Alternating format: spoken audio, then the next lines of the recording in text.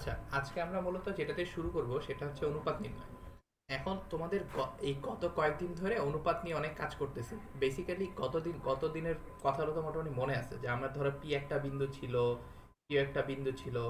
আমাকে ধরো বলা ছিল যে এমন একটা বিন্দু আর আছে যে বিন্দুটা পি এর স্থানাঙ্ক ধরো দেওয়া ছিল x1, y1, x2, y2। আর আমাকে বলা হচ্ছিল যে পি কমা কিউ কে আর বিন্দু একটা অনুপাতে অন্তর্বিভক্ত করে, এরকম কিছু বলা ছিল। ধরো M1:M2 অনুপাতে আমার অন্তর্বিভক্ত করতেছে। ভালো কথা। এখন এটা হইলে আমরা কি বের করছিলাম দেখো তো, আমার কি কি জানা ছিল? পি জানা ছিল, কিউ জানা ছিল, আমাকে অনুপাতটাও জানা ছিল। এই দুটো এগুলা জানা ছিল, আমাকে বের করতে হতো x, y, মানে আর এর স্থানাঙ্ক বের করতে হতো। সেটা করার একটা ফর্মুলা আমরা শিখে আসছি। এখন আমরা যেটা করতে চাচ্ছি সেটা হচ্ছে উল্টা। উল্টা বলতে কি, এই প্রবলেমটা একটু খেয়াল করো, একটু ঠান্ডা মাথায় খেয়াল করো। আমি প্রবলেম দিয়ে বলতে চাচ্ছি, তাহলে তোমাদের জিনিসটা ভালো করে বুঝতে পারো তোমরা। এখন এটা আমরা গতদিন পর্যন্ত করছি। আজকে আমরা যেটা করবো সেটা হচ্ছে, ধরো আপাতত এটা সরায় রাখি, ধরো এটাকে একটু সরায় রাখি। এখন আজকে যেটা করব সেটা মূলত এরকম যে আমার কাছে দুইটা বিন্দু আছে, যে এই যে -1, -3 এরকম একটা বিন্দু আছে, 1, -3 একটা বিন্দু আছে, এবং 6, 7 আরেকটা বিন্দু আছে, 6, 7 আরেকটা বিন্দু আছে। তাই তো, এটা ধরো পি বিন্দু, এটা হচ্ছে আমার কিউ বিন্দু। এখন জিজ্ঞেস করছে এখানে আরেকটা বিন্দু দিছে, এটা ধরো পি বিন্দু, এটা হচ্ছে আমার কিউ বিন্দু। 3,1 বিন্দুটা একটু খেয়াল করো, 3,1 বিন্দুটার কথা, বিন্দুটা এই দুটার সংযোগ রেখাংশকে, মানে এই যে এই পি কিউ এর সংযোগ রেখাংশকে যে অনুপাতে অন্তর্বিভক্ত করে তা নির্ণয় করো।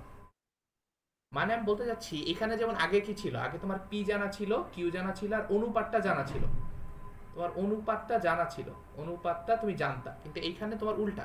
এখানে হচ্ছে তোমার তোমার পি দেওয়া আছে, কিউ দেওয়া আছে, এবং আরটাও তোমাকে দিয়ে দিছে। ঠিক আছে, আরটাও তোমাকে দিয়ে দিছে, এটা হচ্ছে তোমার 3,1। ঠিক আছে, এখন আরটা তোমাকে দিয়ে দিছে। এখন তোমাকে জিজ্ঞেস করছে যে এইগুলা যদি আমি জানি, তাহলে আমাকে এটা বলো যে এটা কত অনুপাতে অন্তর্বিভক্ত করে।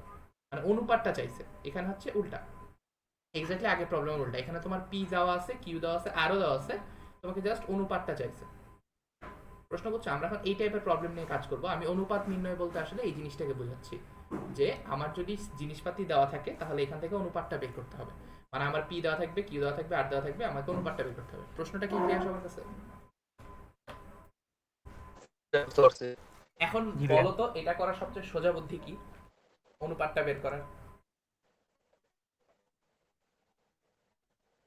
অলরেডি একটা বুদ্ধি তোমাদের m+m2 এর মান বের করব, তারপরে এটার চেয়ে আরেকটু সহজে করা যায়, একটু চিন্তা করো তো।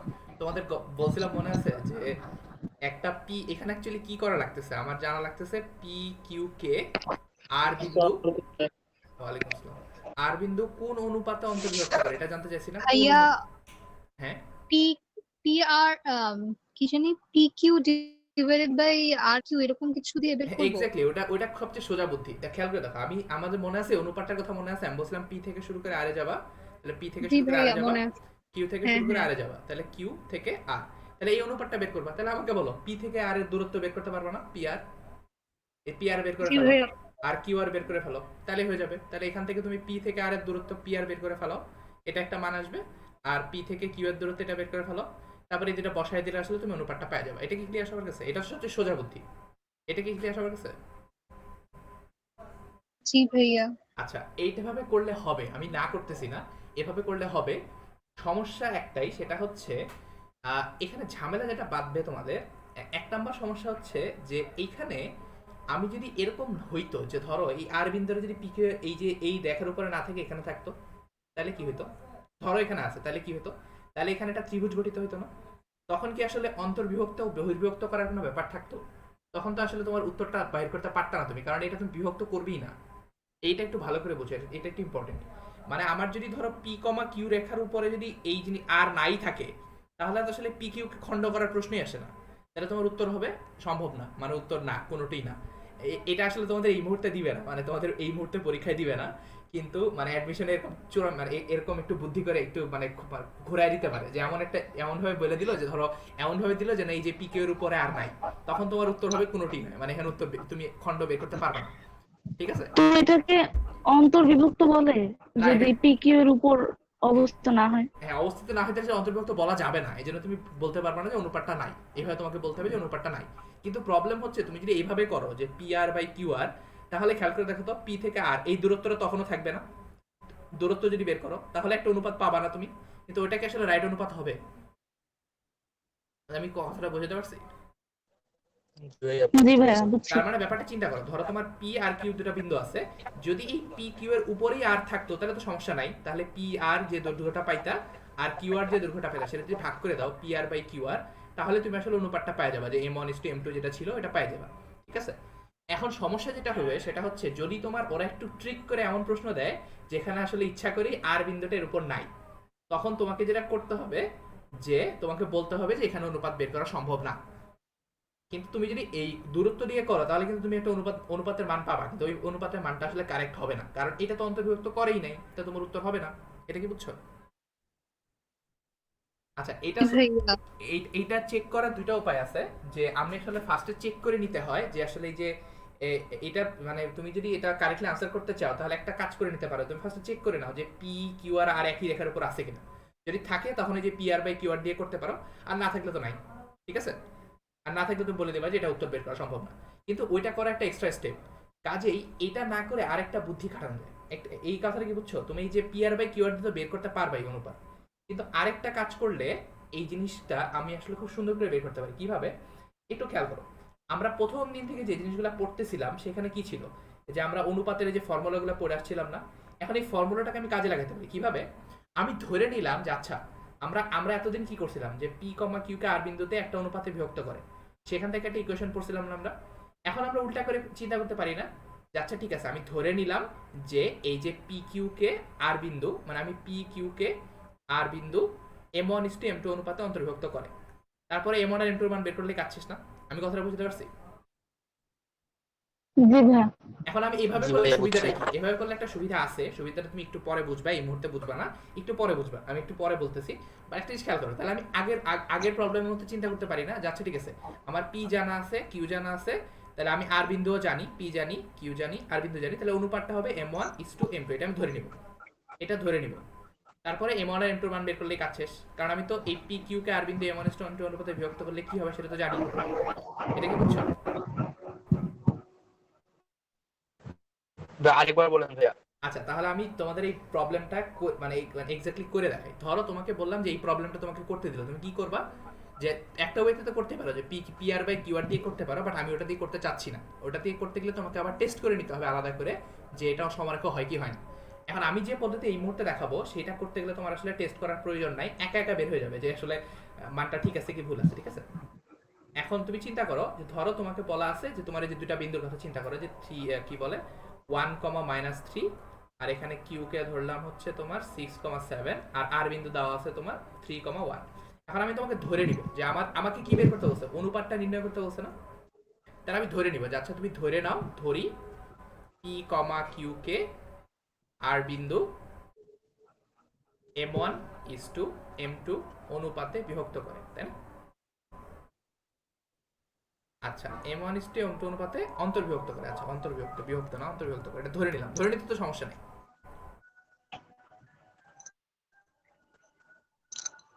আচ্ছা, এখন যদি ধরে নিতে পারি তাহলে এইবার আমরা একটা ফর্মুলা পড়ে আসছি না, যে অন্তর্বিভক্ত করলে আর এর ইকুয়েশন কি আসে? আর এর ইকুয়েশন আসে ওই যে আমরা যেটা গতদিন দেখে আসছিলাম, সেটা ছিল কি m1 + m2, তারপর m1 ফাঁকা এর সাথে কি হবে, m1 এর সাথে x2 বসে, x2 মানে হচ্ছে তোমার q, এটা মানে 6 প্লাস m2 এর সাথে বসে তোমার এটা 2, m2 এর সাথে বসে -3, সরি +1, আর y এর দিকে বসলে হচ্ছে তোমার m1 + m2, এখানে আসবে তোমার কত, এটা আসবে তোমার 6 m1 × 7 প্লাস m2 × -3। এটা কি বুঝছো?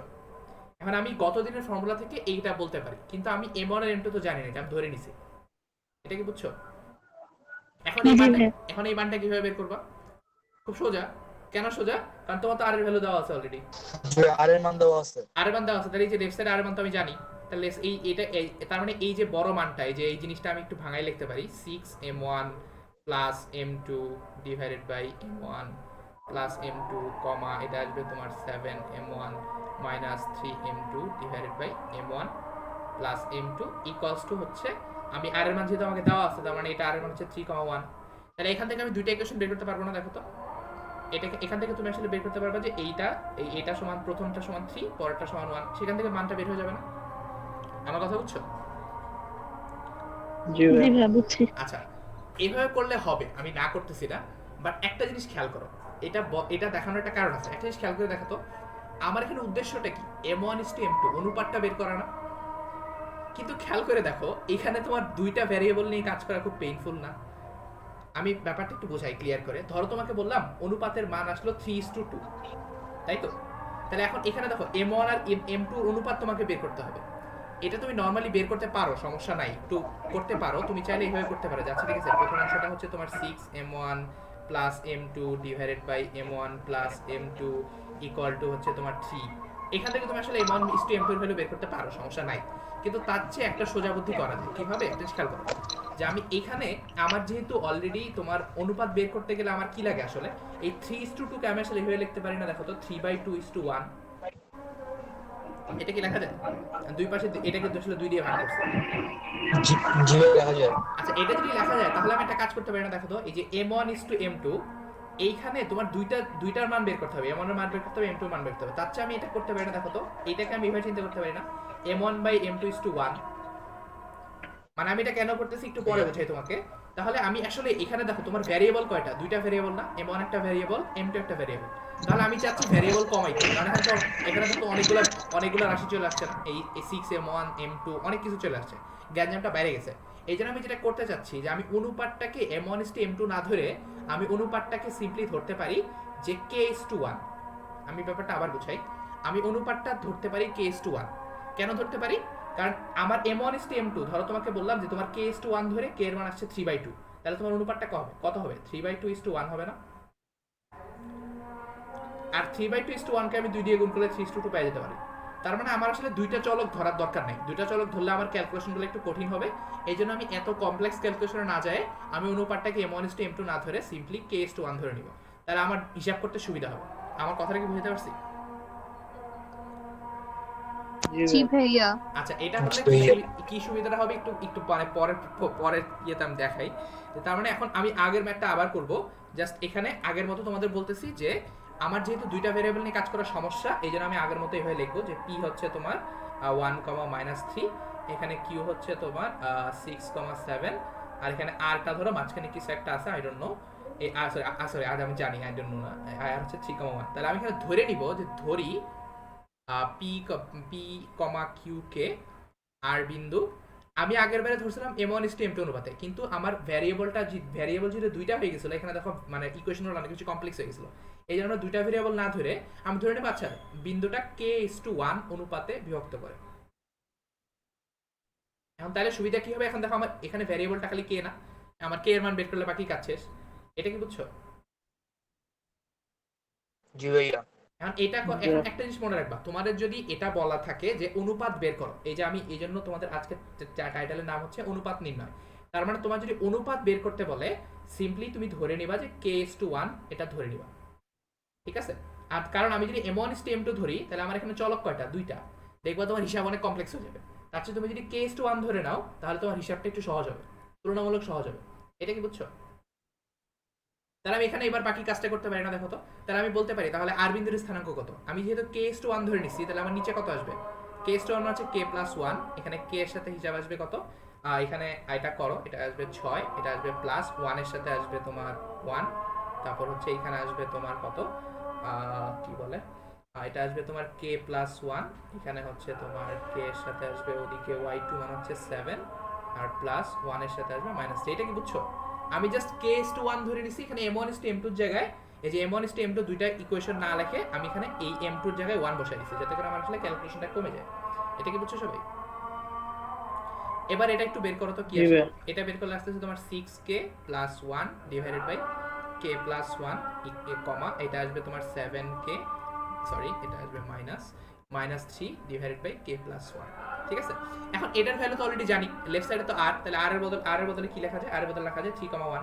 এখন একটু খেয়াল করো তো, এবার এখান থেকে আমি আসলে ডাইরেক্ট k এর মান পাওয়া যাব না, আমার m1:m2 এর গ্যাঞ্জাম তো আর নাই।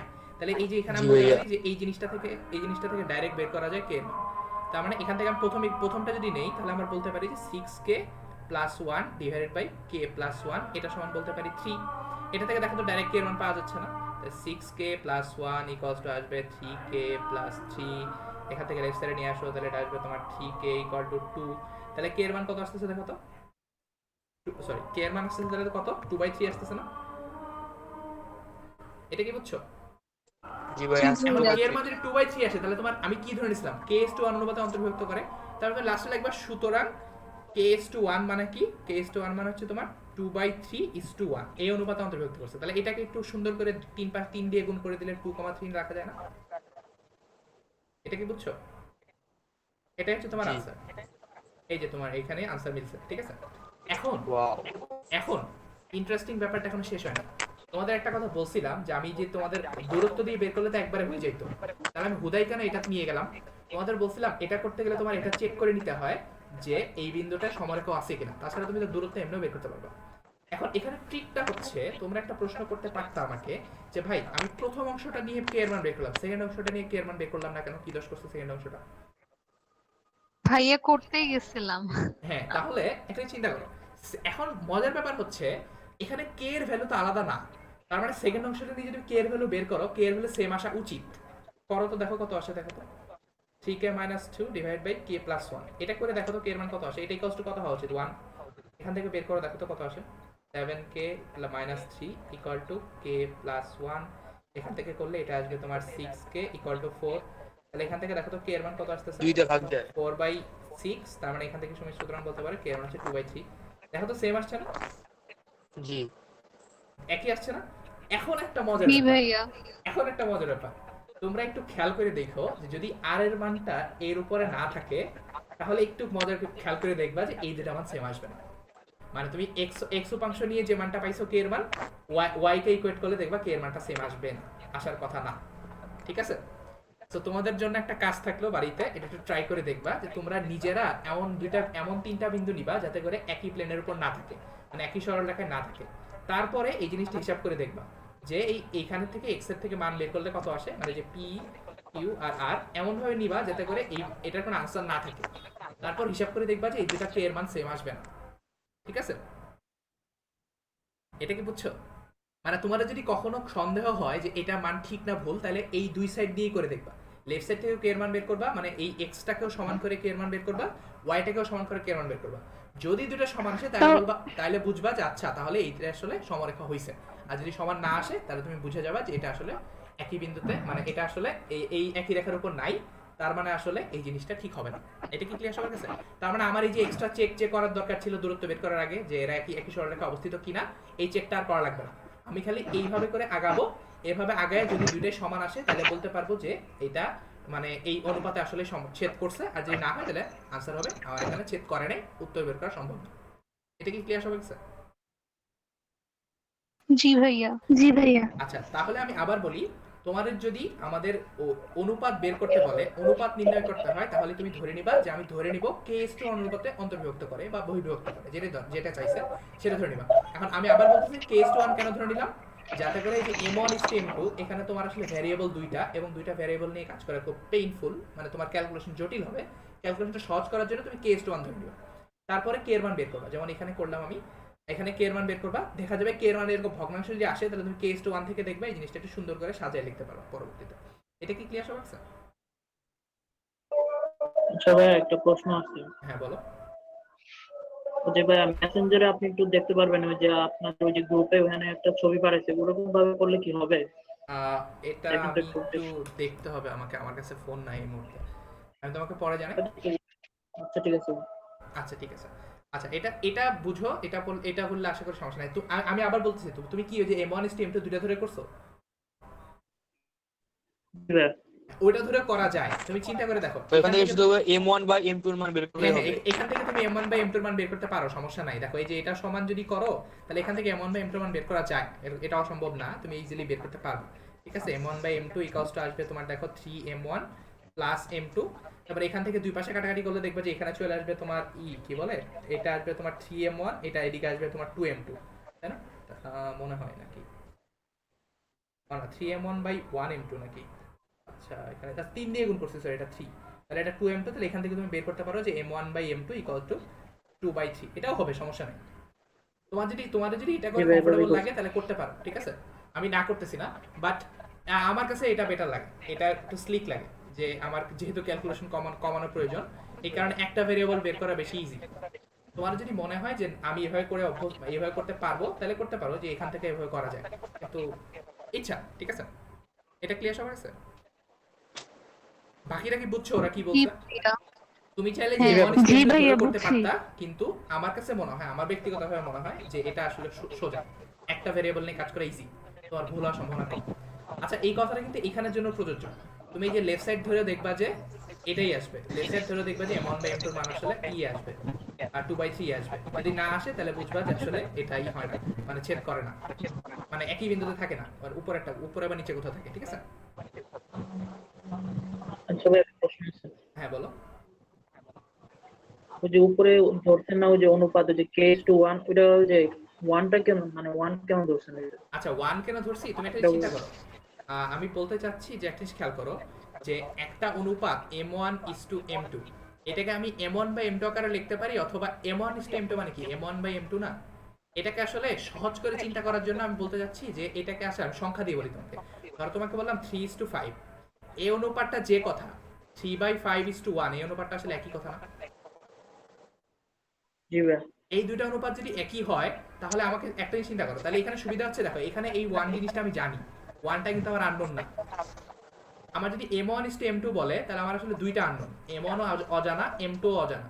কিন্তু আমি যদি এই দুইটাকে কনডেন্স করে একবারে নিয়ে আসি, যে m1/m2:1, তাহলে আমি এটা তো জানি, ওয়ান তো অলরেডি জানি, এটাকে আমি আননোন ধরতে পারি, এই পুরো জিনিসটাকে আমি মনে মনে চিন্তা করতে পারি, এটা হচ্ছে কে, তাহলে k:1, তাহলে এই ওয়ানটা তো আমি জানি, খালি কে এর মান বের করবো, আমার আননোন রাশি একটা কমাইছি আর কি, তাহলে আমার একটু ক্যালকুলেশন ইজি হয় আর কি। তোমার যদি মনে হয় যে m1:m2 দিয়ে করতে চাও, করতে পারো, সমস্যা নাই, কিন্তু আমার কাছে মনে হয় এটা তুলনামূলক সোজা, কারণ আমি k:1 ধরা যে কথা, আর এটা এটা যদি তুমি চিন্তা করো, তুমি যদি m1:m2 ধরতা, তাহলে তোমার উত্তর আসবে m এর মান আসবে 3, আর এটার মান আসবে 2, আর তুমি k:1 ধরলে m এর মান k এর মান আসবে 3/2। তুমি এখান থেকে পরবর্তীতে বের করতে পারবা যে 3/2:1, আর এটা মানে হচ্ছে 3:2, একই কথা, ঠিক আছে? বুঝছো? মানে জি ভাই, বুঝছি। আমি জাস্ট ভ্যারিয়েবল কমানোর জন্য এখানে k:1 ধরছি, ভ্যারিয়েবল তাছাড়া বেড়ে যেত, একটা দুইটা ভ্যারিয়েবল নিয়ে কাজ করা আমার কাছে একটু পেইনফুল লাগে, এই জন্য আমার কাছে মনে হয়েছে এখানে খেয়াল করো, তুমি চাইলে দুইটা দিয়ে কাজ করতে পারতা, এভাবে করে করতে পারতা, কিন্তু আমার কাছে এই জন্য ইজিয়ার লাগে জিনিসটা, ঠিক আছে? এটা কি ক্লিয়ার? জি ভাই। জি ভাইয়া। আচ্ছা, এটা যদি ক্লিয়ার হয়ে থাকে তাহলে পরেরটা দেখাই, পরেরটা ইন্টারেস্টিং।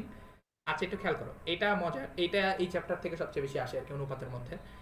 এখানে খেয়াল করো, তোমাকে একটা কথা বলছে যে 2, এবং -4,6 বিন্দু দুটি সংযোজক রেখাংশকে এক্স অক্ষ এবং ওয়াই অক্ষ যে অনুপাতে বিভক্ত করে। আমাদের এখানে আজকের উদ্দেশ্য ছিল অনুপাত বের করা, তাহলে একটু খেয়াল করো, এটা আমি একটু ইচ্ছা অন্য সময় তোমাদের আসলে মানে অক্ষটা আঁকি না, আজকে একটু এটা একটু অক্ষটা আঁকি, তাহলে তোমাদের হিসাব সুবিধা হবে। খেয়াল করো, তোমাকে কি বলছে 2, মানে ধরো এরকম 2, এখানে এটা ধরো পি, তারপরে আমার কাছে আরেকটা বিন্দু আছে -4,6, মানে ধরো এই জায়গায়, ধরো আপাতত এই জায়গায় কিউ হচ্ছে তোমার -4,6। আমাকে জিজ্ঞেস করছে এই দুটো সংযোজক রেখাংশকে, মানে এই দুটাকে যদি সংযোগ করে দেই, এই সংযোজক রেখাংশকে এক্স অক্ষ এবং ওয়াই অক্ষ কত অনুপাতে ছেদ করে, এটা বের করো। মানে এখানে দেখো, এই দুটো সংযোগ রেখাংশ এক্স অক্ষ কোন বিন্দুতে ছেদ করছে, ধরো এই বিন্দুতে ছেদ করছে, আর ওয়াই অক্ষ ধরো ছেদ করছে এস বিন্দুতে। তাহলে আমাকে জিজ্ঞেস করছে এক্স অক্ষ কত অনুপাতে ছেদ করে সেটা বের করো, ওয়াই অক্ষ কত অনুপাতে ছেদ করে সেটা বের করো। এটা কি বোঝা গেছে? জি ভাই। প্রশ্ন বুঝছো সবাই? জি জি জি ভাইয়া। ভাইয়া। আচ্ছা, প্রশ্ন যদি বুঝে থাকো তাহলে আমি একটা একটা করে করি। ধরো আমি ফার্স্টে বের করি যে আর বের করবো, মানে এক্স অক্ষ কত অনুপাতে ছেদ করছে সেটা আগে বের করি, ঠিক আছে? এখন এটা যদি একটা একটা করে না করলেও হয়, এটা একটা ট্রিক আছে, ট্রিকটা কি একটা খেয়াল করো, যে একটু ভালো করে বুঝো। আমাকে যেহেতু বলছে যে এক্স অক্ষ ছেদ করে, তার মানে আর এর ব্যাপারে আমি কি জানি বলো তো? আর এক্স অক্ষের উপর একটা বিন্দু, Y0। আর এর y0। সিমিলারলি আমি বলতে পারি যে এই এস এরও x0, এস এর x0, কারণ এস হচ্ছে ওয়াই অক্ষের উপর অবস্থিত। এই দুটো ব্যাপারে আমি শিওর না। এখন আমি এই জিনিসটা আসলে ইউজ করবো, ঠিক আছে? এখন তোমাদের একটা আবার বলি, সেটা হচ্ছে এটাকে তুমি সহজে করতে পারো কিভাবে জানো? তুমি ধরে নিতে পারো যে আচ্ছা, যে পি কমা কিউ, এই যে পি কমা কিউ কে k:1 অনুপাতে যে বিন্দুটা ছেদ করে সেই বিন্দুর স্থানাঙ্কটাকে বের করো। k:1 অনুপাতে ছেদ করে, আমরা বলছিলাম না অনুপাত বের করতে গেলাম কি করবো, k:1 অনুপাতে ছেদ করে এটা ধরে নিব। k:1 অনুপাতে ছেদ করে এমন বিন্দুর স্থানাঙ্ক কত হবে বলো তো? কেস টু অনুপাতে ছেদ করে এমন বিন্দুর স্থানাঙ্ক হবে এরকম না যে m1 প্লাস m2 মানে হচ্ছে তোমার k প্লাস 1, কে এর সাথে এটার সাথে বসবে q2 মানে x2 হচ্ছে তোমার এটা, x2 হচ্ছে তোমার -4 প্লাস এখন এটার সাথে বসবে x1 হচ্ছে 2 কমা এখানে আসবে তোমার k প্লাস 1, এখানে আসবে k এর সাথে বসবে y2 আর এখানে আসবে তোমার প্লাস 1 এর সাথে বসবে -4। এটা কি বুঝছো? মানে যে বিন্দুটা এই p, q কে k অনুপাতে বিভক্ত করে তার স্থানাঙ্ক আমি বের করতে চাচ্ছি, তাহলে তার স্থানাঙ্ক এরকম হবে না, দেখো তো। তাহলে এটা আসবে তোমার -4k plus 2 divided by k plus 1 comma এখানে আসবে তোমার 6k minus 4 divided by k plus 1। এটা একটু কি বুঝছো সবাই? জি ভাই। আচ্ছা এখন খেয়াল করো, এখন এই বিন্দুটা যদি x অক্ষের উপর থাকে, এই যে এই বিন্দুটার নাম দিই, ধরো এই বিন্দুটার নাম হচ্ছে c, এই c বিন্দু যদি x অক্ষের উপর থাকে তার মানে এই আমি বলতে পারি না যে যখন c বিন্দু x অক্ষের উপর থাকবে, যখন c x অক্ষের উপর থাকবে তখন কি হবে বলো তো? তখন তার y 0 হবে না? y এর মান 0 হবে। তখন c এর y 0 হবে। এখন y কোনটা বলো তো? c এর x হচ্ছে এটা, y এটা না, c এর y 6k হচ্ছে এটা। minus 4 তাহলে আমি বলতে পারি, তখন বলতে পারি 6k minus 4 divided by k plus 1 এটা সমান 0 হবে। এখান থেকে k এর মান বের করে ফেলতে পারবো না? জি ভাই। এখান থেকে k এর মান কত আসবে দেখো তো, এটা আসবে 6k minus 4 equal to 0, তাহলে এখান থেকে তুমি বের করতে পারবা যে 6k equal to 4, তাহলে k এর মান হচ্ছে তোমার 4/6, মানে আমি অ্যাকচুয়ালি এখান থেকে বলতে পারি সুতরাং k এর ভ্যালু হচ্ছে আসলে তোমার 2/3, তাই তো? এটা ক্লিয়ার সবার কাছে? তার মানে আমি বলতে চাচ্ছি যে আমার একটা বিন্দু আছে x অক্ষের উপর অবস্থিত, মানে আমার p কে x মানে k is to 1 এর মধ্যে বিভক্ত করে এমন বিন্দুটার সমীকরণ হচ্ছে c। এই c টা যদি x অক্ষের উপর অবস্থিত হয় তাহলে আসলে অনুপাতটা কত হবে? k এর মান হবে 2:3। তার মানে আমি বলতে পারি না আসলে, সুতরাং x অক্ষ আসলে কত অনুপাতে ছেদ করে? k is to 1 অনুপাতে। k is to 1 equal to কত হবে? k এর মান পাইছি 2/3 is to 1, তার মানে আমি বলতে পারি x অক্ষ ছেদ করে আসলে 2:3 অনুপাতে। এটা কি বুঝছো? এই 2/3:1 আর 2:3 যে একই জিনিস, এটা কি ক্লিয়ার সবার কাছে?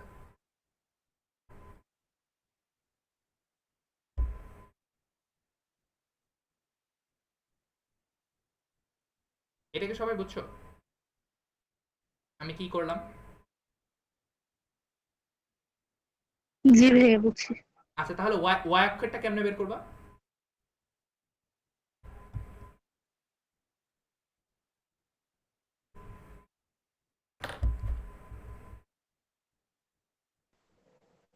আচ্ছা যাই হোক, এখান থেকে y তো বের করতে পারবা তাই না? x এর মান তো বুঝলাম, x এর মান তো তোমার y equal to 0 ধরে নিবা, তারপরে যদি y অক্ষ বলে তাহলে সিম্পলি যে প্রথমটা, এই প্রথমের এই অংশটা 0 ধরলে বাকিটা পারবো না? জি ভাই। আচ্ছা এটাতে কার কোনো প্রশ্ন আছে অনুপাত নির্ণয়ের?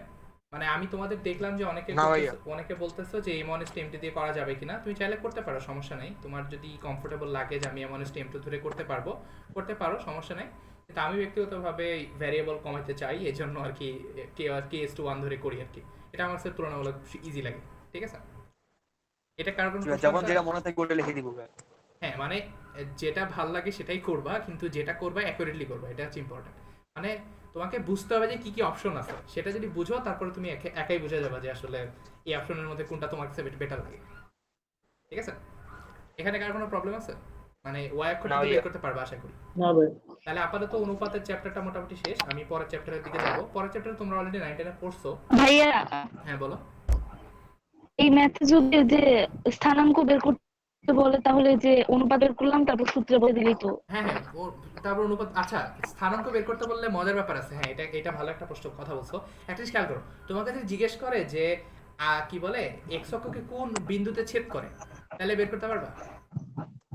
দেখো তুমি k এর মান পেয়ে গেছো না, এই k এর মানটা যদি ধরে আবার অনুপাত এখানে বসায় দাও, k এর মানটা ধরে যদি আবার এখানে বসায় দাও তাহলে আসলে অনুপাত বিন্দুটাও পাওয়া যাবে না? তোমার আমার কথা বুঝছো? জি। মানে জি দেখো, ভাই। তোমাকে যদি জিজ্ঞেস করে যে x অক্ষকে কোন বিন্দুতে ছেদ করে, তাহলে দেখো তুমি k এর মান তো পাইছো কত? k এর মান পাইছো 2/3, তাহলে অনুপাতটা পাবা না, মানটা পাওয়া যাবে না? তুমি k এর মানটা জি বসাও ভাই, তখন তো, x আর y এর মান k বের এর মানটা করব। এখানে বসাও, তাহলে k এর মানটা তোমার -4 k এর মান হচ্ছে তোমার 2/3 প্লাস 2 ডিভাইডেড বাই এখানে বসবে তোমার 2/3 প্লাস 1। এখানে করে দেখো, এখান থেকে তুমি k এর মান পাওয়া যাবে। একটা k এর মান কত আসবে? -8/3 মানে হচ্ছে তোমার -2 আসবে, আর নিচে আসবে তোমার 4 3 আর 2 5, মানে এরকম আসার কথা -2/5 মনে হয় আসবে, আমি শিওর না, একটু করে দেখো। তাহলে আমি বলতে পারি না, দেখো তো, তাহলে আমার বিন্দুটাও বের হয়ে গেল না খুব ইজিলি, -2/5, 0। এটা কি জি। ক্লিয়ার?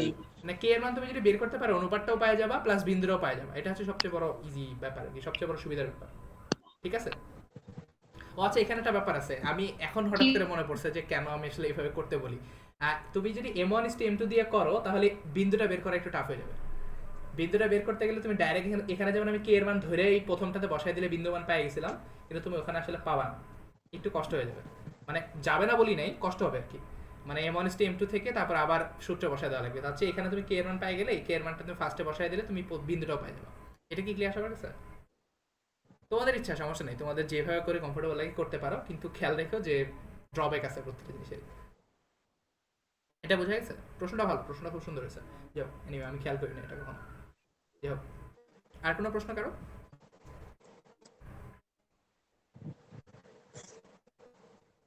জি ভাই, নেক্সট টপিকে যান। না ভাইয়া। আচ্ছা, ঠিক আছে।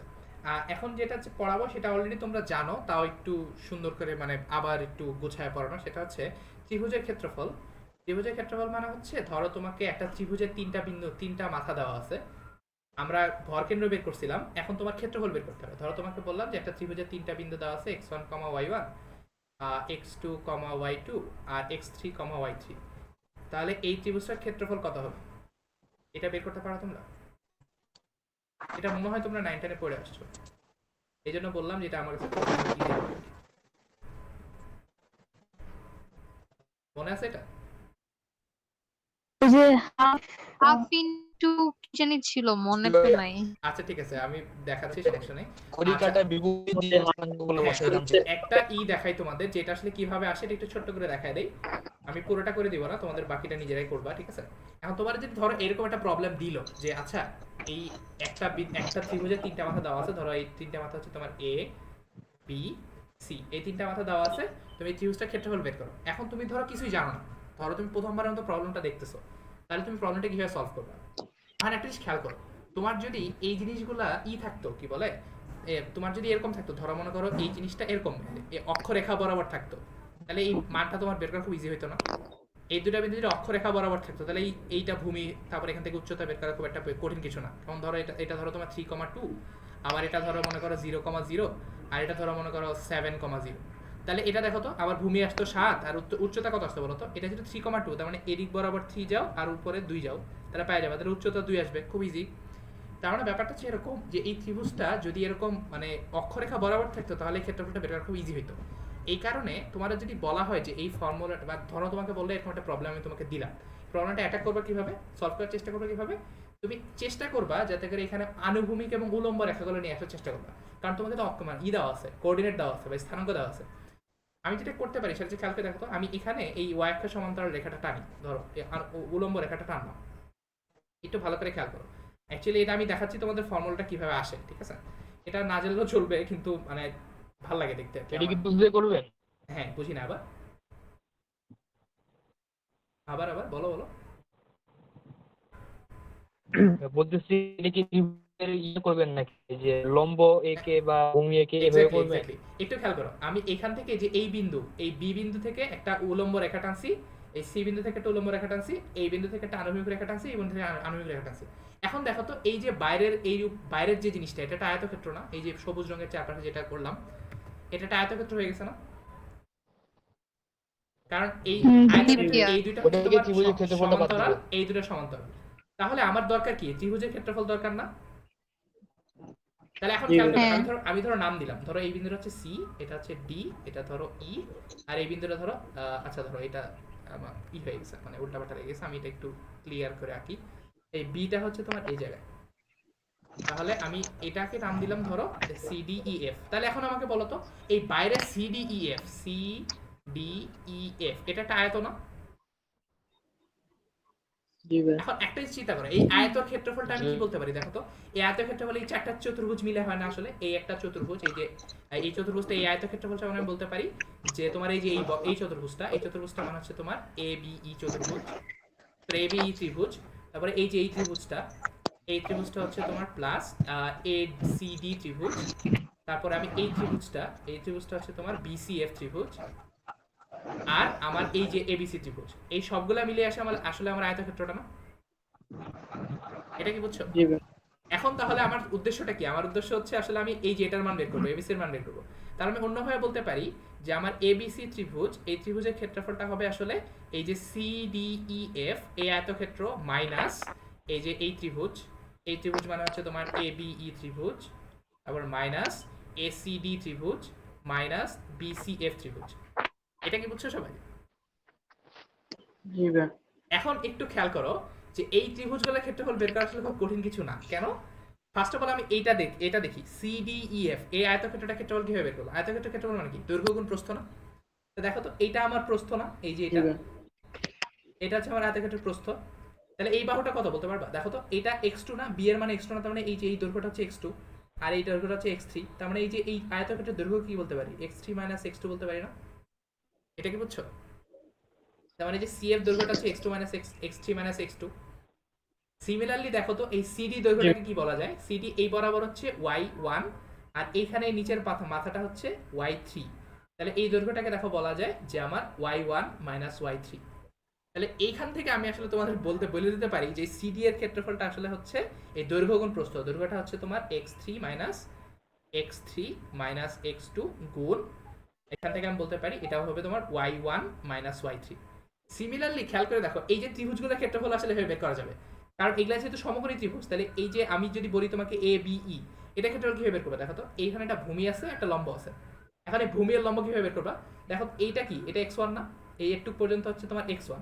তাহলে আমি এটা বলতে পারি এটা হচ্ছে তোমার x1, এই x1 থেকে x2 বাদ দিলে এই দৈর্ঘ্যটা পাওয়া যায়, মানে এই দৈর্ঘ্যটা হচ্ছে তোমার x1 - x2।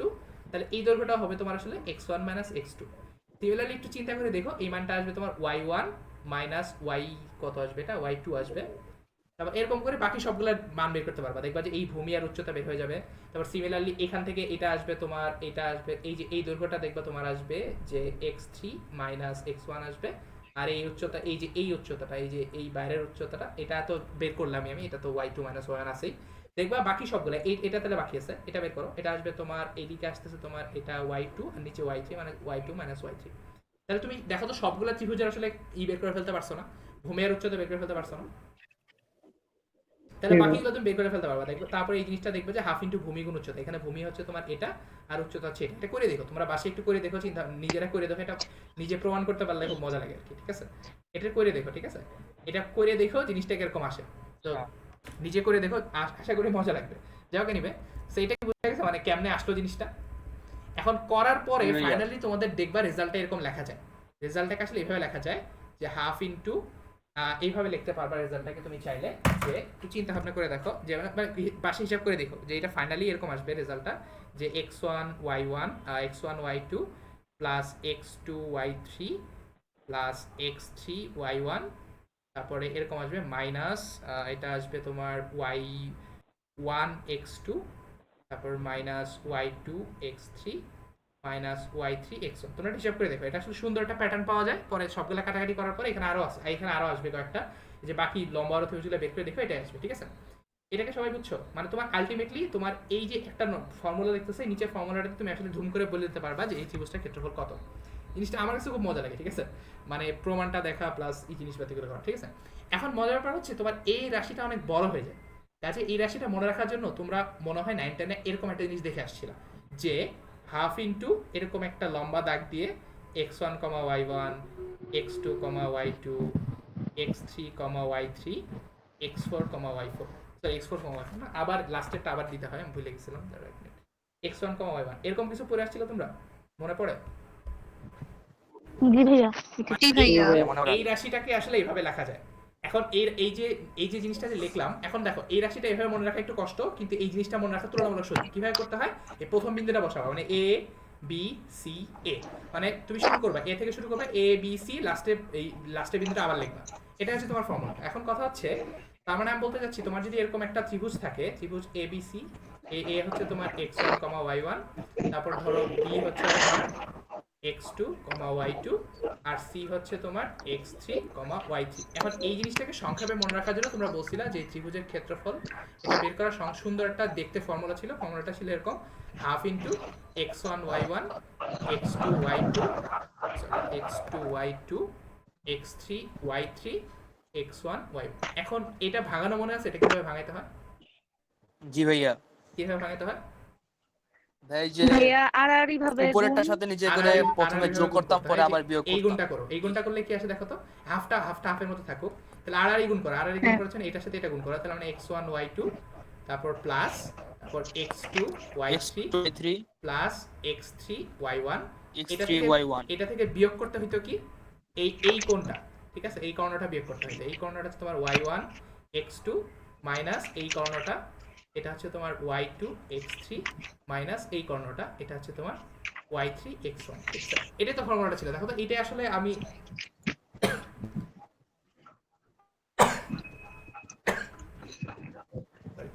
আচ্ছা, তাহলে এইটা আসলে এখানে এটাই ছিল না, এই রাশিটাই ছিল না, কিন্তু এইটা রাশিটা এমনি মনে রাখাচ্ছে, এইভাবে মনে রাখা আসলে সোজা, ঠিক আছে?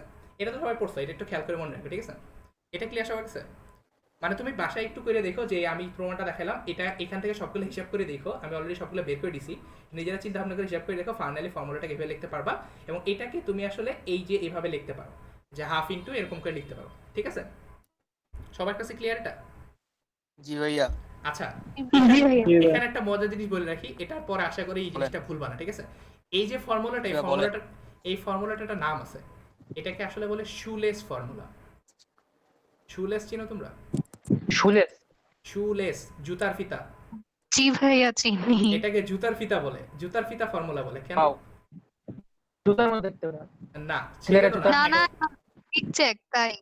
একটা জিনিস খেয়াল করো, এটা এইভাবে দেখলে আসলে বোঝা যায় না এটাকে আসলে জুতার ফিতার কেন কেন বলে, ঠিক আছে? এটাকে অ্যাকচুয়ালি বাংলাদেশি বইগুলোতে এইভাবে লেখে, বাইরে সবগুলা বইতে এটাকে ভার্টিক্যালি লেখে। ভার্টিক্যালি মানে হচ্ছে এটাকে এইভাবে লেখে যে এই যে দেখো এই বিন্দুগুলাকে এইভাবে লেখে x1, y1, x2, y2, x3, y3 আর x1, y1। এইবারে এইটাকে ভাঙাইতে হয় কিভাবে? আড়াআড়ি গুণ করে না? এবার আড়াআড়ি গুণ করো, এই দুটা গুণ করতে হয়, এই দুটা গুণ করতে হয়, এই দুটা গুণ করতে হয়, তারপরে এই দুটা গুণ করতে হয়, এই দুটা গুণ করতে হয়, এই দুটা গুণ করতে হয়। এটা দেখতে জুতার ফিতা বাঁধার মতো লাগতেছে না? আড়াআড়ি করে ক্রিস ক্রস করে বাঁধে না? তো এই জন্য আসলে এই জিনিসটার নাম হচ্ছে শুলেস ফর্মুলা, জুতার ফিতা ফর্মুলা, মানে জুতার ফিতা ফর্মুলা। তো এটা এইভাবে মনে রাখবে আর কি, এটা হচ্ছে জুতার ফিতার মতো দেখতে, এই জন্য এটা হচ্ছে তোমার জুতার ফিতা ফর্মুলা। এটা ইউজ করতে পারো, এটা খুব সুন্দর একটা জিনিস, এবং এর সামনে একটা হাফ দিতে হয় অ্যাকচুয়ালি, মানে এই মানটা বের করে, মানে এই রাইট ডায়াগনালটা, রাইট কর্ণগুলো যোগ করবা, আর মানে অপোজিট কর্ণটা বিয়োগ করে যেটা হবে সেটা হচ্ছে সেই মানটা হবে তোমার আসলে ক্ষেত্রফলটা। এখন এই জিনিসটা সবচেয়ে পাওয়ারফুল জিনিসটা তোমরা মনে হয় জানো না, সেটা হচ্ছে এটা শুধুমাত্র ত্রিভুজের জন্য না, যে কোনো বহুভুজের জন্য প্রযোজ্য। মানে তোমার যদি এরকম ত্রিভুজ না পেলে এরকম চতুর্ভুজ বা পঞ্চভুজ দিত, তাহলে এই কথাটা খাটতো। তখন তোমাকে যেটা করতে হইতো সেটা হচ্ছে, এখানে ধরো তোমার 5টা বিন্দু দেওয়া আছে, এটা ধরো এ বিন্দু, বি বিন্দু, সি বিন্দু, ডি বিন্দু, আচ্ছা 6টা হয়ে গেছে, ই বিন্দু আর এফ বিন্দু। তাহলে তোমাকে যেটা করতে হইতো সেটা হচ্ছে, এই প্রথমে ফার্স্টে এ এর দুইটা লিখতা, মানে এর ধরো লিখতা x1 y1, তারপরে তুমি বি এর জন্য লিখবা x2 y2, similarly x2 y2, এরকম করে লাস্টে লিখে লিখে সবগুলা এফ এর জন্য লিখে লাস্টে আবার x1 y1 লিখে দিতা। তাহলে এখানে আবার জুতার ফিতার মতো করে বের করো, যেটা আসবে সেটা হচ্ছে আমার পুরো জিনিসটার ক্ষেত্রফল। এটা কি বুঝছো? মানে এটা খুব পাওয়ারফুল, এটা খুবই পাওয়ারফুল একটা ফর্মুলা, এবং আমার কাছে খুব মজা লাগে ফর্মুলাটা। প্রুফটা তোমাদের এই মুহূর্তে দেখাতে পারবো না, বাট তোমাদের জি ভাইয়া, পুরা জুতার ফিতা। তোমাদের যদি কারো আগ্রহ থাকে দেখে নেবে, ঠিক আছে? এটা খুবই মজা। তবে এখানে একটা ছোট্ট সমস্যা আছে, ঠিক আছে? তোমাদের বললাম যে এইটা একটা সুপার পাওয়ার, যে তুমি যে কোনো সংখ্যা, মানে তোমার এই শেপটা যেরকমই হোক না কেন দেখতে, ধরো তোমার এরকম এই শেপটা দেখতে এরকম, ধরো মনে করো এরকম দেখতে, এই সবগুলা বিন্দু তুমি যদি জানো, তাহলে তুমি এই ক্ষেত্রফলটা বের করতে পারবে। এখানে কয়টা বিন্দু আছে? ধরো এ বি সি ডি ই, আচ্ছা এইভাবে লিখি, ই এফ জি 10টা ভাইয়া। I J. তুমি এই সবগুলো বিন্দু যদি তোমাকে দেওয়া থাকে, তাহলে তুমি এটা ক্ষেত্রফল বের করতে পারবে। তোমাকে একটু আগে যেভাবে দেখালাম যে x1 y1, এরকম করতে করতে যে x10 y10, লাস্টে আবার x1 y1, এটা দিয়ে তুমি জুতার ফিতা করে বের করবা, তাহলে যেটা হবে সেটা হচ্ছে আসলে তোমার ক্ষেত্রফল, ঠিক আছে? তবে এখানে একটা ছোট্ট সমস্যা আছে, দুইটা শর্ত আছে। এক নাম্বার শর্ত হচ্ছে, এই যে তোমাকে দেখাইলাম একটা যে কোনো ক্ষেত্র হইতে হবে, শর্ত হচ্ছে এই ক্ষেত্রটা সেলফ ইন্টারসেক্টিং হওয়া যাবে না। সেলফ ইন্টারসেক্টিং, এই কথাটা বুঝো? মানে নিজেকে ছেদ করা যাবে না। মানে ধরো তোমার এটা দেখতে এরকম আছে, ধরো এরকম হয়েছে, তাহলে এটাকে তুমি বের করতে পারবে না, কারণ এটা নিজেকে ছেদ করছে, ঠিক আছে? এই টাইপের জিনিসপাতি তুমি বের করতে পারবে না, এক নাম্বার শর্ত। আর দুই নাম্বার একটা শর্ত আছে, সেটা হচ্ছে তোমরা just খেয়াল করো, আমি এ বি সি ডি এরকম করে না, যদি র্যান্ডমলি যাই এ থেকে বি, তারপর ডি, তারপরে এফ, এটা আসলে হবে না। মানে তোমাকে একটা নির্দিষ্ট প্যাটার্ন ফলো করে যেতে হবে। হয় অ্যান্টি ক্লকওয়াইজ সবগুলা পয়েন্ট নিবা, অথবা ক্লকওয়াইজ সবগুলা পয়েন্ট নিবা। কিন্তু শর্ত হচ্ছে ক্লকওয়াইজ যেতে হবে অথবা অ্যান্টি ক্লকওয়াইজ যেতে হবে। মানে তোমার এই বহুভুজের জন্য এর জিনিসটা আসলে এরকম আসবে। ধরো তোমার এরকম একটা আছে, তো তুমি যেটা করতে পারো এখান থেকে শুরু করে এখান থেকে যাও, এখান থেকে এটা যাও, এটা যাও, অ্যান্টি ক্লকওয়াইজ যাচ্ছে আমি, এখান থেকে এরকম করে যেতে পারো, এরকম করে পুরো জিনিসটা ট্রাভেলস করবা, কিন্তু র্যান্ডমলি নেওয়া যাবে না। অথবা তুমি ক্লকওয়াইজে যেতে পারো, এই বরাবর যেতে পারো, ঠিক আছে? তার মানে স্থানাঙ্ক গুলা ছক্কা গুজে বসে দেখবো যে কোন হ্যাঁ, বিন্দু কোন। এইটা হচ্ছে এই জিনিসটার সমস্যা হচ্ছে যে তোমাকে বিন্দুগুলা জানতে হবে, তাছাড়া সমস্যা। কিন্তু মজার ব্যাপার হচ্ছে বহুভুজ, তোমার তো বহুভুজের ফর্মুলা জিজ্ঞেস করি নাই আমি, তোমার তো যেহেতু ত্রিভুজের ফর্মুলা বলছি, তো দেখো তো ত্রিভুজের জন্য এই ঝামেলাটা কি আসলে আছে? ত্রিভুজের জন্য ছক্কা গুজ বসান লাগবে না কেন? ত্রিভুজের জন্য তো বিন্দুই 3টা। তুমি এবিসি নাও, তা এবিসি নিলে তোমার অ্যান্টি ক্লকওয়াইজ হবে। আবার তুমি যদি বিসিএ নাও তাও অ্যান্টি ক্লকওয়াইজ হবে। আবার যদি এসিবি নাও তাও তুমি মানে মানে সমস্যা নাই, মানে ত্রিভুজের জন্য ঝামেলা নাই। কিন্তু অন্যান্য বহুভুজের জন্য এটা একটু তোমাকে খেয়াল রাখতে হবে যে তুমি হয় অ্যান্টি ক্লকওয়াইজ নিবা অথবা ক্লকওয়াইজ নিবা। এই কথাটা কি বুঝছো? জি ভাইয়া। এটা বুঝছো সবাই? এখন এটা বলার একটা ছোট্ট কারণ আছে, আরেকটা কারণ আছে, সেটা হচ্ছে একটা জিনিস খেয়াল করো। তোমাদের কি মনে আছে যে আমরা এখানে যেটা করতাম 9 10 এ, সেটা হচ্ছে এই জিনিসটা x1, y1, x2, y2, x3, y3। এখন এটার ফর্মুলাটা তোমাদের বইতে যেভাবে লিখছে আমি ওইভাবে লিখতেছি। এই জিনিসটাকে এভাবে লেখা যায় হাফ ইনটু এই শুলেস ফর্মুলা হচ্ছে x1 y1, x2 y2, x3 y3 আর x1 y1। ত্রিভুজের জন্য তুমি বেঁচে গেছো, ত্রিভুজের জন্য তুমি যেভাবে নাও না কেন অ্যান্টি ক্লকওয়াইজ অথবা ক্লকওয়াইজ এমনি পড়ে যাবে। তোমাদেরকে মনে আছে এই জিনিসটা নেগেটিভ আসতে পারতো? এখন ত্রিভুজের ক্ষেত্রফল কি এখনো নেগেটিভ হয়? মডুলাস। এই জন্য এই জিনিসটাকে মডুলাস নিতে হইতো, যে আমি নেগেটিভ আসলাম, নেগেটিভ নিব না, এই জিনিসটাকে মডুলাস দিয়ে পজিটিভ বানাই দিব। মডুলাস। এখানে একটা মজার ব্যাপার আছে, মডুলাস তো বুঝলাম, কিন্তু তোমাদের একটা মজার জিনিস খেয়াল রাখতে হবে। তোমাদের একটু আগে বললাম না, তুমি হয় অ্যান্টি ক্লকওয়াইজ নিতে পারো অথবা ক্লকওয়াইজ নিতে পারো। এটা মনে রাখবা, তুমি যদি অ্যান্টি ক্লকওয়াইজ নাও বিন্দুগুলা, তাহলে মানটা পজিটিভ আসবে, আর ক্লকওয়াইজ নিলে মানটা দেখবে নেগেটিভ আসবে। তার মানে দেখো এই যে এই ত্রিভুজের বিন্দুগুলো যদি এরকম থাকে, তাহলে তুমি যদি অ্যান্টি ক্লকওয়াইজ যাও এ থেকে বি, বি থেকে সি, সি থেকে এ, তাহলে তোমার দেখবা ক্ষেত্রফলের মানটা পজিটিভ আসবে। আর তুমি যদি উল্টা করে যাও এ থেকে সি, তারপর সি থেকে বি, তারপর বি থেকে এরকম আসো, তাহলে দেখবা মানটা নেগেটিভ আসবে। এটা একটু জানা রাখলাম, এটা খুব বেশি মানে মানে ই করা মাথা খাওয়ানোর দরকার নাই। তা একটু জানা রাখলাম যে তুমি যদি অ্যান্টি ক্লকওয়াইজ নাও বিন্দুগুলা, তাহলে আসবে পজিটিভ, আর যদি ক্লকওয়াইজ নাও তাহলে মানটা আসবে নেগেটিভ। বাট তোমাদের এটা নিয়ে অত মাথা খাওয়ানো লাগবে না, তোমাদের খালি মানটা বের করতে পারলেই হবে। এটা কি বুঝছো? মানে আশেপাশের কথা একটু বেশি বলে ফেলছি, এখন আমি আসলে কাজে যাই, ঠিক আছে? আচ্ছা, এখানে আরেকটা জিনিস বলে রাখা ভালো, সেটা হচ্ছে তোমাদের বইতে আসলে বেশিরভাগ বইতে এই ফর্মুলাটা নাই। তোমরা 9 10 এই ফর্মুলাটা করে আসছো শুলেস ফর্মুলা, কিন্তু তোমাদের বইতে এই যে ত্রিভুজের 3টা মাথা দেওয়া থাকলে ক্ষেত্রফল বের করার অন্য একটা ফর্মুলা দেওয়া আছে, সেটা হচ্ছে ত্রিভুজ এবিসি, এটা ইকুয়াল টু আছে হাফ অফ এরকম একটা জিনিস দেওয়া আছে, সেটা হচ্ছে তোমার এটা দেওয়া থাকবে মনে হয় x1 y1 1, x2 y2 1, x3 y3 1। এটাকে আসলে নির্ণায়ক বলে। তোমরা কি নির্ণায়কের নাম শুনছো? জি ভাই। তোমরা মনে হয় 2/2 নির্ণায়ক শিখে আসছো, বা 3/3 নির্ণায়ক শিখো নাই। আপাতত একটু জানায় রাখলাম যে এখানে এই জিনিসটাকে, এই যে তোমাদের যে একটু আগে যে রাশিটা আসছিল, এটাকে ভাঙাইলেও আসলে তোমার একটু আগে যে রাশিটা পাইছিলাম সেটাই হবে। মানে এটাকে ভাঙাইলে যে অ্যান্সার পাবা, এটাকে ভাঙাইলে আসলে একই অ্যান্সার পাবা। কিন্তু তোমাদের বেশিরভাগ বইতে নির্ণায়ক দিয়ে লেখা থাকে। আপাতত আমি নির্ণায়কটা পড়াচ্ছি না, তোমাদের ম্যাট্রিক্স নির্ণায়ক চ্যাপ্টারের নির্ণায়ক পড়বা ভালো করে, তখন দেখবা। এটা আমি জানায় রাখলাম যে তোমাদের বইতে এই জিনিসটা, এই ফর্মুলাটা এভাবে লেখা থাকবে। আর তুমি যদি 9 10 এর মতো করে শুলেস ফর্মুলা দিয়ে করো তাও হবে, সমস্যা নাই, ঠিক আছে? তুমি অলরেডি যেটা কমফোর্টেবল সেটাই করো। তারপর তুমি যদি মানে ম্যাট্রিক্স নির্ণায়ক যখন পড়বা, তখন তুমি আসলে এটা কিভাবে ভাঙাইতে হয় তুমি এমনি জানবা, ঠিক আছে? এটা সব ক্লিয়ার? আর তোমাদের বইতে সম্ভবত এভাবে লেখা থাকবে, এই জন্য আমি আগে থেকে বলে রাখলাম যে তোমাদের বইতে এটা লেখা আছে। এই দুটো আসলে আলাদা না, একই জিনিস। এই দুটো মানে একই আসবে, জাস্ট খালি একটু হবে আর কি। তবে খেয়াল রাখবা যে একটু মনে রাখবা যে নেগেটিভ আসতে পারে, নেগেটিভ আসলে নেগেটিভ চিহ্ন অ্যাভয়েড করবো, ঠিক আছে? এটা ক্লিয়ার সবার কাছে? হ্যাঁ বলো। প্রশ্ন আছে। হ্যাঁ বলো। এটা যে লেখলেন এটা কি বর্গ ম্যাট্রিক্স? হ্যাঁ, এটা হচ্ছে একটা বর্গ ম্যাট্রিক্স। এটা হচ্ছে তোমার একটা 3/3 বর্গ ম্যাট্রিক্স। অ্যাকচুয়ালি বর্গ ম্যাট্রিক্স নাই, 3/3 বর্গ ম্যাট্রিক্সের মানটাকে আসলে নির্ণায়ক দিয়ে প্রকাশ করে।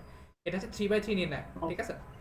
এখন এটা আপাতত তোমাদের আমি পড়াচ্ছি না, এটা আপাতত তোমাদের এই ফার্স্ট চ্যাপ্টার আছে, ওই সময় পড়াবো আমি যদি সময় পাই। আমি আসলে ওই চ্যাপ্টারটা পড়াতে চাই না, কারণ ওখানে খুব বেশি মানে ইন্টারেস্টিং তেমন কিছু নাই আমার কাছে মনে হয়। যাই হোক, এই জন্য আমি এটা পড়াতে চাই না খুব একটা। তাও যদি সময় হয় দেখাবো। কিন্তু আপাতত তুমি একটু জেনে রাখো যে এইভাবে নির্ণায়ক দিয়ে তোমাদের বইতে লেখা থাকবে। বাট তুমি যদি এই 9 10 এর মতো শুলেস ফর্মুলা দিয়ে করতে চাও, জুতার ফিতা ফর্মুলা করতে পারো, সমস্যা নেই, ঠিক আছে? কোনটা সহজে? লাস্টে 1 কেন? এটা মানে নির্ণায়কের নোটেশন। তোমাদের যেমন এটা এই যে এই রাশিটা যেমন তোমাদের দেখাই, তোমাদের এই যেটাকে ভাঙাইলে কোন রাশি হয়, এই রাশিটা হয় না, এই রাশিটাকে তুমি এইভাবে লিখতে পারো, আবার এটাকে নির্ণায়ক দিয়ে এইভাবে লিখতে পারো যে x1 y1 1 x2 y2 1 আর x3 y3 1। এটা অন্য একটা সুন্দর ব্যাখ্যা আছে, এটা আমি এই মুহূর্তে যাবো না এই ব্যাখ্যা, ঠিক আছে? তোমরা যদি ভেক্টর ও পড়ো আচ্ছা তখন আচ্ছা, জি ভাই বুঝতে পারছি। এটা ক্রস প্রোডাক্টের সাথে রিলেটেড, তখন পড়বা, ঠিক আছে? আপাতত এটা না যাই, নির্ণায়কটা যেহেতু তোমরা পড়ো নাই কাজে এটা থাকুক। আমি তোমাদের যেহেতু অলরেডি সুলস ফর্মুলাটা চিনা আছে, এই জন্য আপাতত জুতার ফিতা দিয়ে করো, প্রবলেম নেই, ঠিক আছে? আচ্ছা, এখন আমি ম্যাথে যাই, এটা খুব বেশি কঠিন কিছু না, সো জাস্ট খুব ইজি জিনিস, এটা তোমরা অলরেডি মনে 9-10 করে আসছো। একটু খেয়াল করো, তোমাকে বলছে যে ত্রিভুজ এবিসি এর শীর্ষবিন্দুগুলো হচ্ছে এটা, এ হচ্ছে এটা, বি হচ্ছে এটা, সি হচ্ছে এটা। ত্রিভুজের ক্ষেত্রফল নির্ণয় করো, এটা বের করতে পারবো না?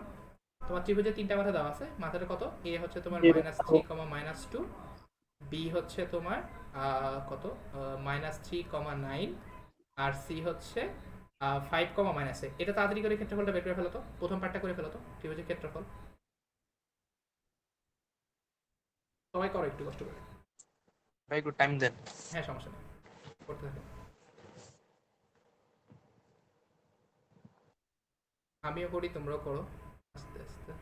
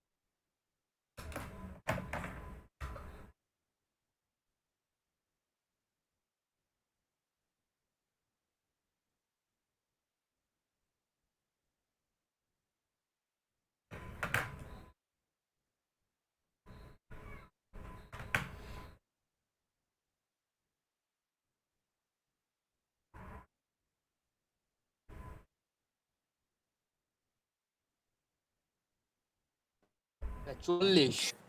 ঠিক আছে, আমিও বের করছি, হইছে, সমস্যা নেই। আচ্ছা, এটা মোড, এটা -44 আসবে, এটা তুমি প্লাস বলা নিবে আর কি। মডুলাসে নিচ্ছি ভাই। হ্যাঁ, সমস্যা নেই। তাহলে এটা আমি এখানে মডুলাসটা দিয়ে দিই, তাহলে বেটার হয়। তাহলে এখান থেকে মডুলাস দিয়ে দেই, তাহলে এই আসলে 44। বাকিরা পারছো? এটা খুব সহজ জিনিস, এটা খুব কঠিন কিছু না, এটা তো ইজি, রাইট? সবাই তো বুঝছো, রাইট? এটা 9 করে আসছে অলরেডি, ফার্স্ট পার্টটা কোনো ব্যাপার না। সবার হয়েছে? জি ভাইয়া। আচ্ছা, এখন পরের পার্টটা একটু খেয়াল করো। পরের পার্টটা বলছে এই যে ত্রিভুজের ক্ষেত্রফল বের করলা, এর সাহায্যে বি হতে সি এর উপর অঙ্কিত লম্বের দৈর্ঘ্য নির্ণয় করো। একটু ভালো করে বুঝো, তোমাকে বলছে এই যে ত্রিভুজের ক্ষেত্রফলটা বের করলা, এর মাধ্যমে এই বি থেকে সি এর উপর যে লম্ব টানা হয় সেই লম্বের দৈর্ঘ্যটা বের করো। এই যে লম্বটা ধরো বিডি লম্বটা আছে, এই বিডি লম্ব দৈর্ঘ্য বের করো। কিভাবে বের করবা? ভাইয়া ডিটাকে যদি বের করি হচ্ছে মধ্যবিন্দু হিসেবে, তারপরে মধ্যবিন্দু না, এটা মধ্যবিন্দু না তো, এটা মধ্যবিন্দু না, লম্ব টানছে। অনুপাত বের করে ওই স্থানাঙ্ক বের করতে হবে। এত কষ্ট, এত কঠিন করো না, একটু চিন্তা করো। তুমি তো অলরেডি ক্ষেত্রফলটা জানো না? তোমরা কি জানো ত্রিভুজের ক্ষেত্রফলের অনেকগুলো ফর্মুলা পড়ছো না? ত্রিভুজের ক্ষেত্রফল কি? ভূমি হাফ ইনটু ভূমি গুণ উচ্চতা না? ও আচ্ছা, হ্যাঁ বুঝছি। এটা দেখো তো, এত চিন্তা ভাবনা না করে তুমি যদি এসি কে ভূমি ধরো, তাহলে উচ্চতাটা এই বিডি হবে না, লম্বটা? হ্যাঁ, তাহলে ইজিলি বের হয়ে যাবে না? তাহলে হাফ ইনটু ভূমি কত? ভূমি হচ্ছে এসি, আর উচ্চতা হচ্ছে তোমার বিডি। এ তোমার এই বিডি তো বের করতে বলছে, এই যে বি থেকে সি এর উপর অঙ্কিত লম্বের দৈর্ঘ্য বের করতে বলছে, বিডি। তাহলে বলো তো এখন, এসি এর দৈর্ঘ্যটা বের করবে। হ্যাঁ, তাহলে এই ত্রিভুজ এবিসির ক্ষেত্রফল তো আমি অলরেডি পেয়ে গেছি 44। তাহলে লেফট সাইডে ভ্যালু কত? 44। বুঝছি। তাহলে এখন এসি কিভাবে বের করবা? এসি তো সোজা, এসি হচ্ছে তোমার, এসি হচ্ছে এই যে দুইটা বিন্দুর দূরত্ব, এই যে এই দুইটা বিন্দুর দূরত্ব হুম। করে ফেলো তাড়াতাড়ি। এটা হবে তোমার 5 প্লাস 3 হোল স্কয়ার প্লাস এটা হবে তোমার 8 প্লাস 2 মানে -6 স্কয়ার। মানে এটা করে ফেলো আর কি, এটা খুব বেশি কঠিন কিছু না। 8 স্কয়ার, আরেকটা ম্যাথ দেখান লাগবে না, তাড়াতাড়ি করো। 10। 10। আচ্ছা, এটা হবে 10। আর এখানে তাহলে আমি বের করে ফেলতে পারবো, এখান থেকে তোমার এসি এর ভ্যালু হচ্ছে 10, তার মানে এখান থেকে বলতে পারি যে হাফ ইনটু 10 ইনটু বিডি, এটার ভ্যালু হচ্ছে 44। তাহলে বিডি এর মান পেয়ে যাবো। বিডি এর মান হবে তোমার 44 গুণ 2/10, যা আসে মানে 5, 44/5। এটা কি ক্লিয়ার সবার কাছে? বুঝছো এটা? জি ভাই।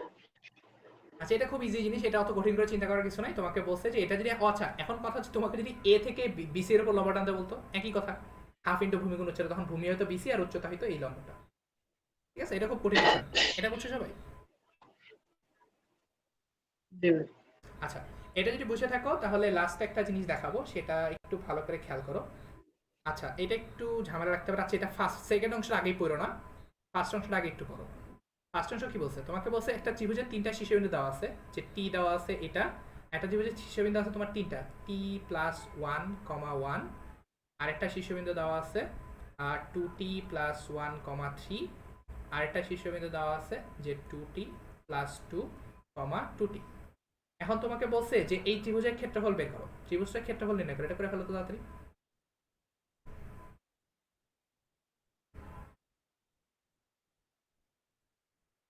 সবাই বুঝছো? একটা ত্রিভুজের তিনটা মাথা দেওয়া আছে, তোমার ক্ষেত্রফল বের করতে বলছে। এটা তো ইজি জিনিস, তোমরা 9-10 এ করছো, এই জন্য আর ঝামেলা করতেছে না, করে ফেলো সব।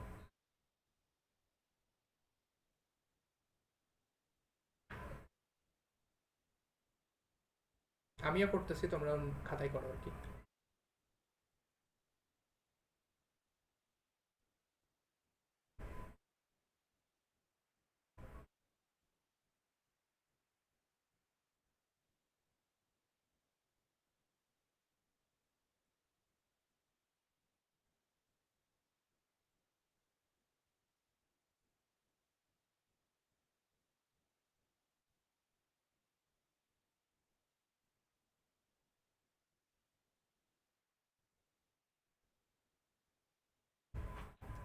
ভাইয়া half into 2t square minus 3t minus আরো টু নেবো?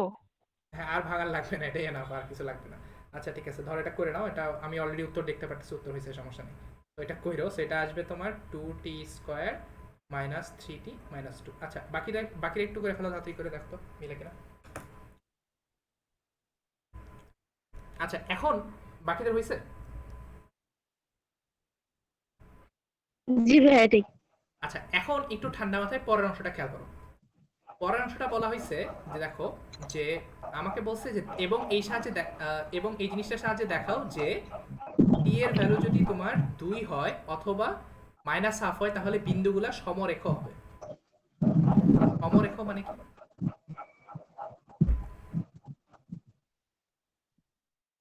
আমার প্রশ্ন বুঝছো? হ্যাঁ, সমরেখ মানে হচ্ছে সমান রেখা, একই রেখার উপর আছে। তাহলে আমাকে একটা জিনিস বলো তো, একটা তিনটা বিন্দু থাকবে, ধরো তোমাকে বললাম এ বি আর সি, এই তিনটা বিন্দু কখন একই রেখায় থাকবে? একই রেখায় থাকলে আসলে কি হবে বলো তো? ঢাল বের করতে হয়। হ্যাঁ ঢাল দিয়ে করা যায়, আপাতত ঢালের ব্যাপারটা আমি পরের চ্যাপ্টারে দেখাবো, বাট এই চ্যাপ্টারেরটা হচ্ছে খেয়াল করে দেখো। দেখো আমাকে যদি বলা হয় যে এই তিনটা বিন্দু আসলে একই সরলরেখায় আছে, ধরো আপাতত উল্টাটা চিন্তা করি, ধরো এই তিনটা বিন্দু একই সরলরেখায় নাই, আমরা ধরো তিনটা ভিন্ন একটা অন্য একটা জায়গায় আছে না, তাহলে এর একটা ত্রিভুজ গঠন করবে না? মানে একই সরলরেখায় না থাকে, ধরো যেখানেই থাকুক না কেন, তাহলে একটা ত্রিভুজ তৈরি করবে না এরা? এটা কি বুঝছো? মানে হ্যাঁ। ধরো তিনটা বিন্দু একই সরলরেখায় নাই, তাহলে তারা অবশ্যই একটা ত্রিভুজ তৈরি করবে না? কিন্তু যদি তারা একই সরলরেখায় থাকতো, তাহলে আসলে কোনো ত্রিভুজ কি গঠন হবে? একই সরলরেখায় থাকলে ত্রিভুজ কি গঠন হয়? হয় না। তার মানে ব্যাপারটা চিন্তা করো যে একই সরলরেখায় থাকলে কোনো ত্রিভুজ গঠন হয় না, তার মানে এইভাবে চিন্তা করো যে এই জিনিসটা আসলে একই লাইন। তার মানে ব্যাপারটা হচ্ছে এরকম, তোমরা এটা মনে হয় অলরেডি পড়ছো, যে এই যে ত্রিভুজটা হবে, এই ত্রিভুজটার একটা নাম আছে, এটাকে বলা হয় ডিজেনারেট ট্রায়াঙ্গেল। এটা নাম মনে রাখলেও চলবে, এটার বাংলা আমি আসলে জানি না। এটাকে ডিজেনারেট ট্রায়াঙ্গেল বলে, মানে একই রেখা বরাবর যেটা থাকে সেটাকে আসলে ডিজেনারেট ট্রায়াঙ্গেল বলে, এবং এই ক্ষেত্রফলটা আসলে শূন্য হয়। মানে চিন্তা করে দেখো, মনে মনে এইভাবে চিন্তা করো যে তোমার ধরো এইখানে দুইটা বিন্দু আছে এ বি, সি বিন্দুটা যদি বাইরে থাকে এবং এই সি বিন্দুটাকে যদি আস্তে আস্তে কাছে আনতে থাকো, তাহলে ক্ষেত্রফলটা ছোট হতে থাকবে না? ছোট হইতে হইতে যখন এই সি বিন্দুটা এই রেখার উপর চলে আসবে, তখন আসলে ক্ষেত্রফল শূন্য হয়ে যাবে না? এটা কি বুঝছো? জি ভাইয়া। তার মানে আমি এটা বলতে পারি যে একটা ত্রিভুজ এবিসি এর ক্ষেত্রফল যদি শূন্য হয়, তার মানে এই ত্রিভুজের এ কমা বি কমা সি বিন্দু তিনটা আসলে সমরেখ। এটা কি বুঝছো? তার মানে এটা মনে রাখবা যে আমার ত্রিভুজের ক্ষেত্রফল বের করবা, ক্ষেত্রফল যদি শূন্য হয় তার মানে বোঝা যাবে যে এই সরলরেখা তিনটা আসলে, এই বিন্দু তিনটা আসলে সমরেখ। এটা ক্লিয়ার সবার কাছে? হ্যাঁ। তাহলে এবার আমাকে বলো, এবার তোমাকে দেখাইতে বলছে যে টি ইকুয়াল টু 2 অথবা টি ইকুয়াল টু -1/2 হলে এই বিন্দু তিনটা সমরেখা হবে। তার মানে কি সমরেখা হইলে আসলে কি হবে? ত্রিভুজ এবিসি এর ক্ষেত্রফল শূন্য হবে না? ক্ষেত্রফল ইকুয়ালস টু 0 তার মানে ধরে খুব easy। তার মানে এই t এর মান বের করো। ত্রিভুজ এবিসি এর ক্ষেত্রফল তো আমি অলরেডি বের করে ফেলছি। ত্রিভুজ এবিসি এর ক্ষেত্রফল যদি আমি বের করে ফেলতে পারি তাহলে খেয়াল করো, তাহলে আমি বলতে পারি যে এখানে লিখতে পারো, এক কথায় লিখতে পারো সমরেখা হইলে এই ক্ষেত্রফল ইকুয়াল টু 0 হবে আর ক্ষেত্রফলটা তুমি বের করছো। তাহলে এখান থেকে বের করে দেখো তো টি এর মান কত আসে।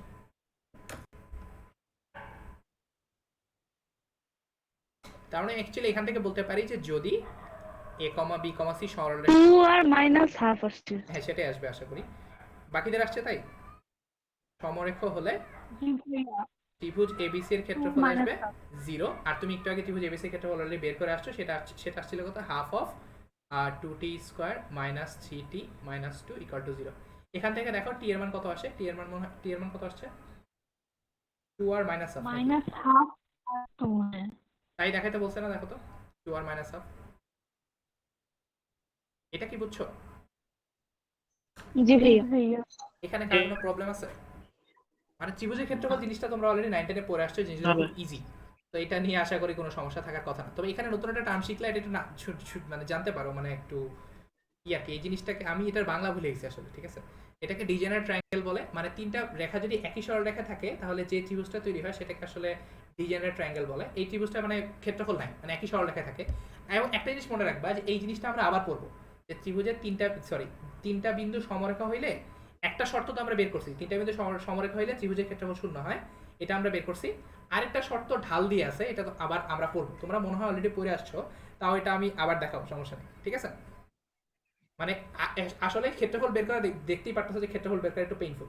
এই যে এখানে একটা বিশাল বড় জিনিসকে ভাঙার লাগে, তার চেয়ে ওই ঢাল দিয়ে করাটা আসলে ইজি হবে। তখন এটা আমি আবার দেখাবো, বাট এখন আপাতত একটুকুই থাকো। এই পর্যন্ত কারো কোনো প্রশ্ন আছে? ভাইয়া তিনটা বিন্দু সময় হ্যাঁ বলো ভাইয়া তিনটা বিন্দু সমরেখা। তিনটা বিন্দু সমরেখা হলে এটা ঢাল কি সেম হবে? হ্যাঁ ঢাল সেম হবে। এটার কারণটা কি জানো? না এটা আমি আমি চেষ্টা করব পর ওই যখন ঢাল পড়াবো তখন আমি আসলে ব্যাখ্যা করার চেষ্টা করবো, তখন আমি ভালো করে ক্লিয়ারলি ব্যাখ্যা করার চেষ্টা করবো, ঠিক আছে? আর কারো যদি বেশি আগ্রহ থাকে তাহলে ওই যে তোমাদের ফ্রেন্ডদের একটা প্লেলিস্ট আছে, ওখানে ঘাইটা দেখতে পারো, ওখানে একটা লেকচারে আছে আর কি। তো যদি বেশি আগ্রহ থাকে যে তর্স হইতেছে না তাহলে দেখে আসতে পারো, সমস্যা নেই। অথবা বইও দেখতে পারো, বইতে আছে 3.7 এর দিকে মনে হয় আছে, ঠিক আছে? আর কোনো প্রশ্ন আছে? আচ্ছা না না আচ্ছা আজকে তাহলে আমরা বেসিক্যালি যেটা পড়লাম সেটা হচ্ছে অনুপাত বের করা শিখলাম, যে অনুপাত বের করতে গেলে কিভাবে বের করা যায়। তোমাদের বলছিলাম যে তুমি k:1 ধরে করতে পারো, অথবা তুমি যদি m1:m2 ধরে করতে চাও তাও পারো, সমস্যা নাই। আর একটা জিনিস দেখলাম সেটা হচ্ছে ত্রিভুজের ক্ষেত্রফল। এখানে খুব বেশি কিছু নাই, ত্রিভুজের ক্ষেত্রফল হচ্ছে তোমার 3.3 চ্যাপ্টার আছে, ওটা একটু দেখো, খুব বেশি ম্যাথ নাই, তোমরা অলরেডি 9 10 মনে হয় করে আসছো এগুলা। সো এই আর কি। আরেকটা জিনিস বলার আছে, সেটা হচ্ছে তোমাদের বইতে সাধারণত এই নির্ণায়ক দিয়ে করবে সব জায়গায়, এই নির্ণায়কটা ব্যবহার করবে। বাট তোমাদের যদি কমফোর্টেবল লাগে তোমরা এই শুলেস ফর্মুলা ইউজ করতে পারো, সমস্যা নেই, তোমাদের আশা করি নাম্বার কাটবে না, ঠিক আছে? তবে মানে নির্ণায়কটা আমি কোনো সময় দেখাবো, এখন না। তোমাদের যেহেতু অলরেডি নির্ণায়ক পড়াই নাই, সো আমি নির্ণায়ক আসলে সময় নষ্ট করতে চাচ্ছি না। তোমরা যেহেতু অলরেডি শুলেস ফর্মুলাটা 9 10 পড়ে আসছো, তোমরা যদি এটা করে অভ্যস্ত হয়ে থাকো বা এটা করে ভালো লাগে তাহলে এটা করো। আমার নিজেরই মজা লাগে জিনিসটা খুব করতে, কারণ তোমাদের তো বললাম যে এই ফর্মুলাটা প্রচন্ড পাওয়ারফুল একটা ফর্মুলা। তুমি এটা শুধুমাত্র ত্রিভুজের জন্য না, তুমি এটা যে কোনো বহুভুজের জন্য করতে পারো। সেলফ ইন্টারসেক্টিং না হলে যে কোনো বহুভুজের জন্য করতে পারো। শর্ত হচ্ছে যে ত্রিভুজের জন্য তো সোজা, ত্রিভুজের জন্য 3টা পয়েন্ট আসলে ক্লকওয়াইজ অ্যান্টি ক্লকওয়াইজের ব্যাপার নাই, কিন্তু অন্যান্য বহুভুজের জন্য তোমাকে এই জিনিসটা বের করে নিতে হবে, যে ক্লকওয়াইজ অথবা অ্যান্টি ক্লকওয়াইজ বের করতে হবে, ঠিক আছে? আচ্ছা যাই হোক, এটা নিয়ে কারো কোনো যদি প্রশ্ন না থাকে তাহলে আজকে এ পর্যন্ত, আর বেশি না দেয়। তোমাদের কাজ হচ্ছে 3.2 আর 3.3টা শেষ করে ফেলা, 2 দিন সময় আছে, সো পড়ো, ঠিক আছে? আর কার কোনো প্রশ্ন আছে? না ভাইয়া তাহলে আজকে আমাদের না। এখানে থাক।